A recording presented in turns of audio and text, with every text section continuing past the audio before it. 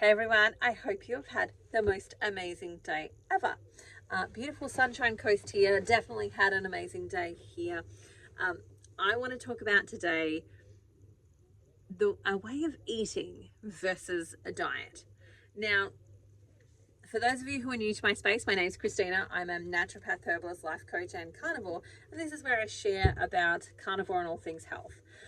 And so today I want to talk about it's a way of eating instead of it's a diet. Now, this thought process came about essentially because somebody in one of the carnivore groups that I was in today asked this question: how many attempts have you had before it stuck? Something along those lines. And I was like, this is really interesting. So my response was one. I've done one attempt. I haven't tried carnivore before, like, really conscious effort. I haven't tried carnivore before. I haven't fallen off the wagon completely, but one.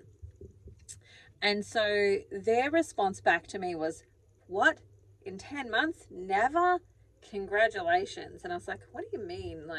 This is a really interesting question. You're confusing me a little bit. Anyway, so in response to that, I then said, oh, of course I've had some non-carnivore food, because this is a way of eating, not a diet.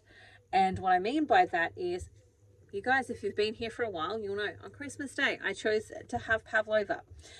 Recently, my brother got married. I had some wedding cake. Some of my children have had birthdays. So I've had either none or a little bit of birthday cake, like a tiny bit of birthday cake.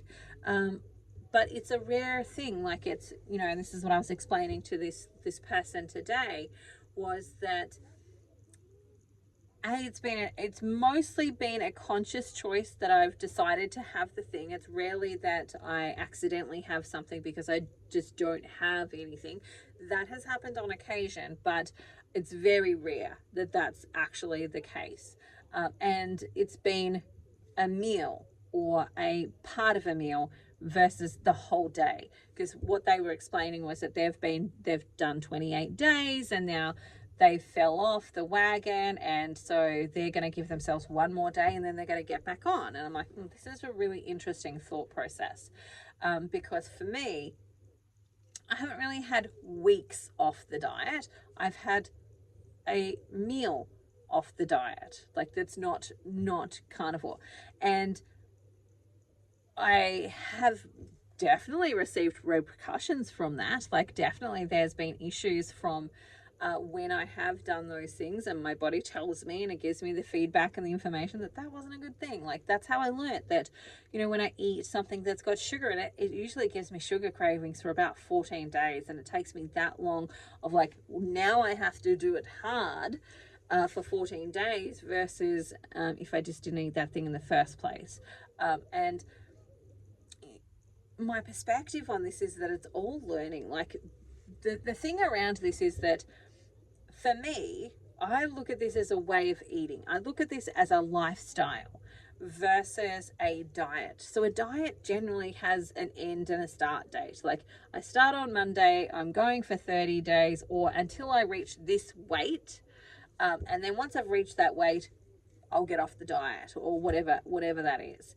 And so I want to be careful a little bit, because diet really just means, when we come back to the meaning of the word diet, it really just means a way of eating. It is. It's just a way of eating. But we've got this perception about the word diet that it's radical, it's weird, it's really restrictive, and that you end it at some point. And when you end it, you generally will gain more weight back and all of the things. I'm just going to lock the door so they don't come back in.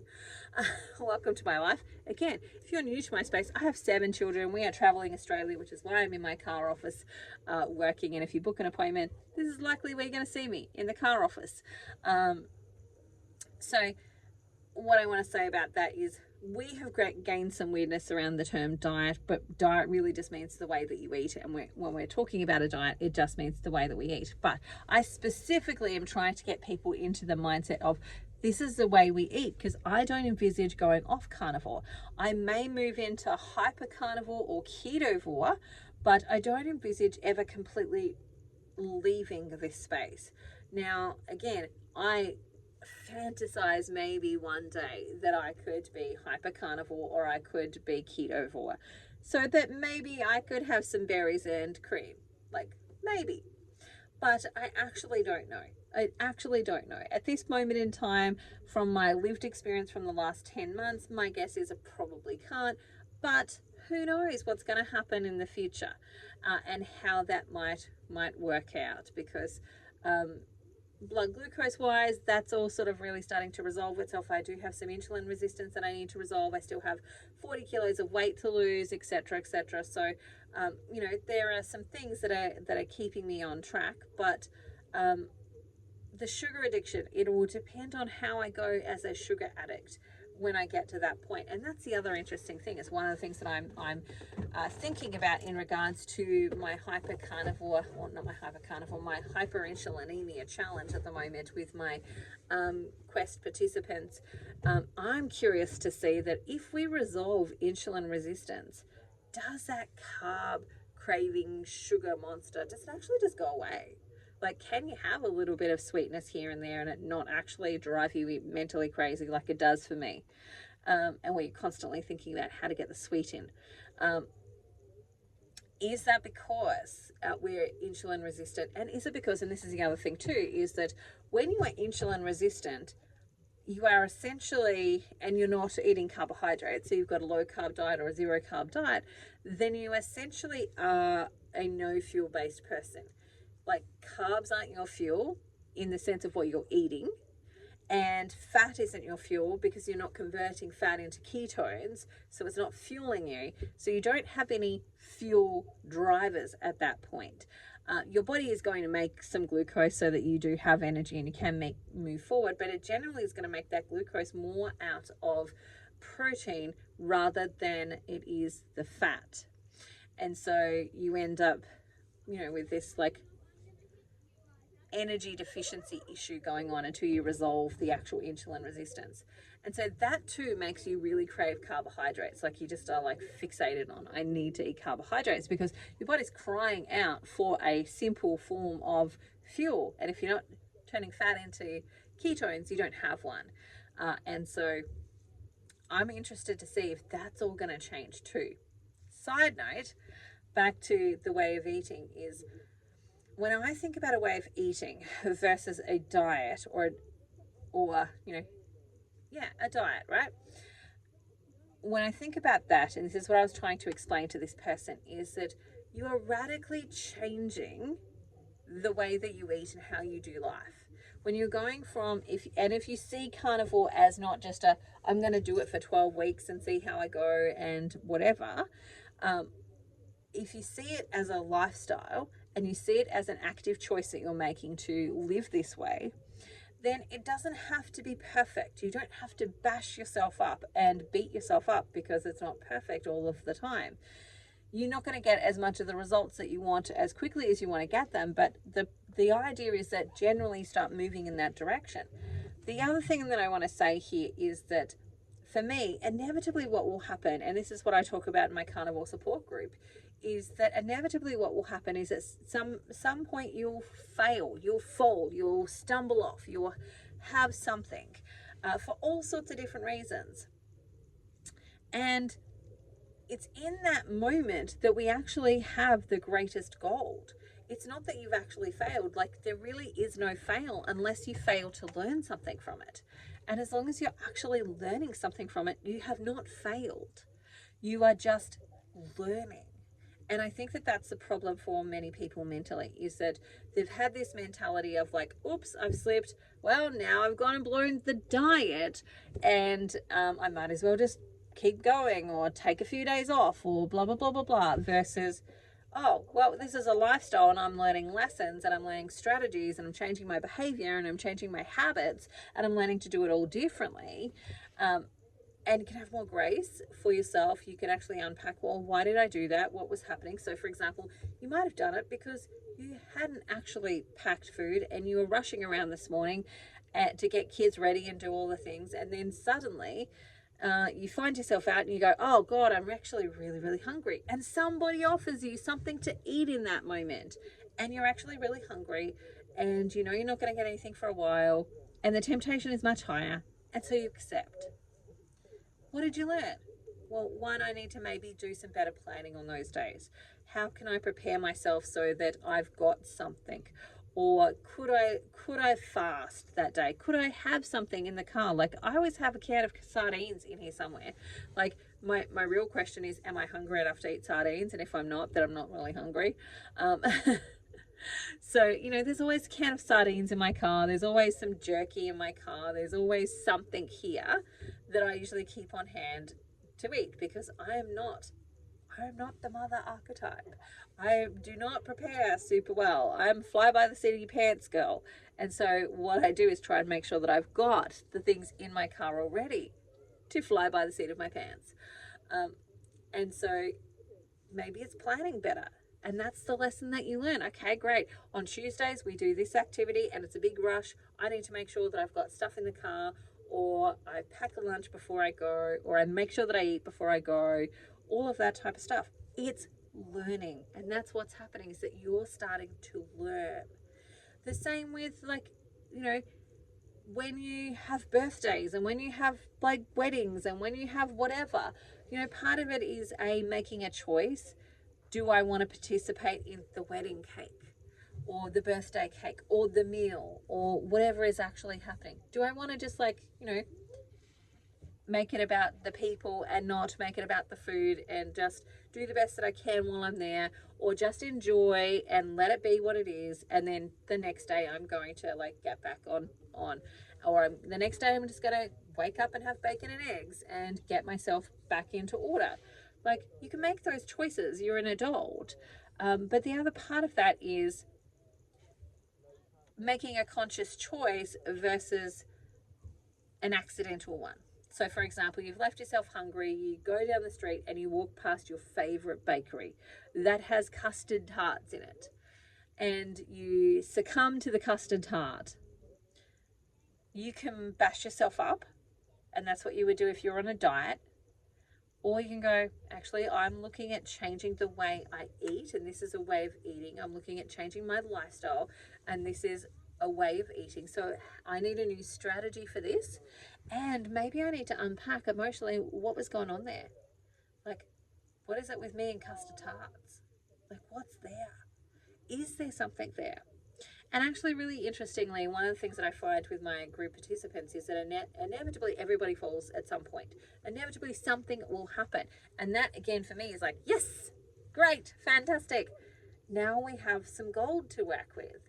And often I'll go through a series of questions where I'll ask things like, so I'm curious as to, if you think back to when you did this, what were you saying to yourself beforehand?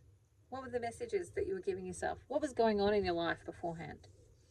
And, you know, one scenario that always comes up for me, not always comes up, as like a one that sticks in my mind, is I had a session with one of my clients, and she was chocolate chip cookies.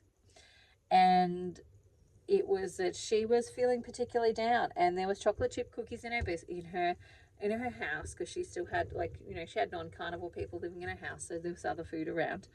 And so she went to the cupboard, and while she was there, she saw the biscuits and she decided to eat them. And later she comes on and she confesses in the group that she ate these biscuits. And I'm like, okay, so let's talk about it. And as we're talking about it, what we started to unpack was that her grandma used to make chocolate chip cookies for her. And so in the moment, she was feeling really sad. She was having a bad day. She was really feeling sad. And her grandma was somebody that, like, always just unconditionally loved her. That she had these most beautiful, fond memories of her grandma. And so what happened was that she had these cookies and they reminded her of her grandma. And she felt loved for a bit, and she felt good for a bit, until she started to come to her senses, and they went, oh, what am I doing? Why am I sabotaging myself? This is terrible. I'm bad, blah, blah, blah. And started into the shame spiral, the blame shame spiral that we go into. And then she came into the group and she's like, I've got to tell you what I've done. I'm like, tell us. There's no shame here. Just tell us. And so she told us, and then I went, okay, so let's unpack this. And what we really got to was that she was as we unpacked, like, what does grandma represent to you? Grandma represents love. So what you were really needing in that moment was not the cookies, it was the love. So if we recognize that what you were lacking right then and there was the experience of love, how could you receive love in a functional way, in a way that benefits you, that's really healthy for you, that's not sabotaging you, that's not hurting your body, that's not doing any of those things? What is a really good way that we could do that? Could we ask the people around us to say, hey, I'm feeling a little bit down today, and I think I just need a little bit of extra love. Could you maybe give me some in this particular way? Like, could you hug me? Could you, sit down and watch a movie with me? Could you do something? Another way to actually do this is, like, if you've got another friend or a cousin or a sibling or whoever that also had a really great time with grandma, is another way you can spark that is actually go, hey, you know what? I was thinking about grandma today, so you could give them a call. I was thinking about grandma today, and I was really reminded of this moment of blah, blah, blah, when she did this, and it was really funny, and it was like so amazing, blah, blah, blah. Together, you both get to experience grandma's love again. Like, you get to experience the joy and the memory and the reminiscing of the experience again together. So not only do you feel the love, but you're connecting with somebody else in feeling that love, and you both have a beautiful time remembering some of the amazing things about your grandma. And so for me, when I look at this whole, well, if you have one thing, you've fallen off the bandwagon and all of the stuff, I'm like, no, that's not a failed attempt, because we're changing a life versus doing a diet. And it's not about the mistake. The mistake is actually a learning opportunity if you allow it to be one. And we're looking at a long-term projection. Like, I'm looking at this from a year, like a years, decades of my life perspective versus one of just the next 5 minutes. And when I'm looking at it from that point of view, of course I'm going to make mistakes. I need to practice this. This is a skill that I'm learning to do. I've practiced my whole life to eat garbage. Like, I've got plenty of strategies about eating garbage, how to eat it, when to ask my parents to buy it in the car. Like, we all have strategies around the garbage. So why do we expect ourselves to be able to change that 100% with no blemishes, no mistakes, no mishaps overnight? And then when we, like, the issue that I had a little bit with the conversation with this person on Facebook was essentially that the attempt, I'm like, it's not an attempt. It's a lifestyle change. And if I was going from being somebody who was a runner to now being a swimmer, I would need to train for that. I would need to work out different muscles. I would need to build different ways. I'd need to build new routines and new strategies, because I need to exercise my body in a slightly different way. I need to focus on slightly different muscle groups in order to be able to be better at this new sport that I'm playing. It would take time, and I'm certainly going to fall off. I'm certainly going to make mistakes. I'm not going to be perfect. It's going to take time to build the muscle and create and flex them. And so it's the same thing when we look at this from a way of eating. It's about building the muscle, building the resources, building the strategies, creating recipes. Like, I know that I can walk into Aldi, for example, because I've done it so many times now. I can walk into Aldi and I can go, yep, we're doing this, this, this, and this, and this. And I can have a whole week's worth of meals planned just by walking through, seeing what they've actually got, because they don't always have everything. And, build that. But I couldn't to start with. Like, to start with, it was like a couple of days at a time. I'll focus at a couple of days at a time, or just today. I'll focus on what I'm having just today. And, then it becomes bigger and stronger, and I can, like, create weeks and fortnights of meal planning based on what's actually there, and have a bit more of an idea about how much we actually need, how quickly we'll go through it. Like, I know that we go through butter like there's no tomorrow, especially the way that I'm eating it right now. And so I know now I've learnt more around that. I've learned to flex that muscle a little bit more. And so I just want to say, give yourself grace, because if you are looking at this as a way of eating at a longer term change where you're healing your body and creating health for the future, it's not let's just focus on the next 5 minutes and we've got to be perfect for them. No, it's going to take time. And the thing is as well that this, as a way of eating and a lifestyle, we actually have to adapt and change. So, you know, what I'll find is that there are a lot of women who are maybe doing it one way, carnivore that is one way, and they're having really great results. And then suddenly menopause starts to hit. And then things change a little bit. We have to change up the way that they're eating a little bit. Like we have to change and play around with their fat and protein ratios. We have to make sure that they're doing a little bit of exercise, especially as you move into menopause, so that you've got strong bones and strong bone density and all of that type of stuff. So it's never going to be stagnant and exactly the same throughout the whole of your life. Like really the only people that could maybe get away with doing that would be a man. But even them, they still need to change things, especially as they get older, because, you know, it takes a lot to put on muscle, and we want to keep our muscles strong all the way through so that we're healthy and well to the end. And so, you know, they have to do some work too. They have to be a little bit more conscious about things as they start to age as well.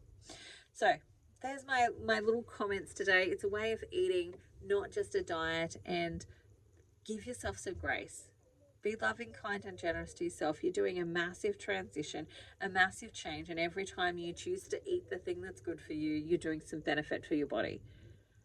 But remember, there's a lot of garbage that comes in here that needs to be shifted and cleaned. And the stumbles, the falls, the mistakes are really just ways for us to find the garbage that needs sifting and cleaning.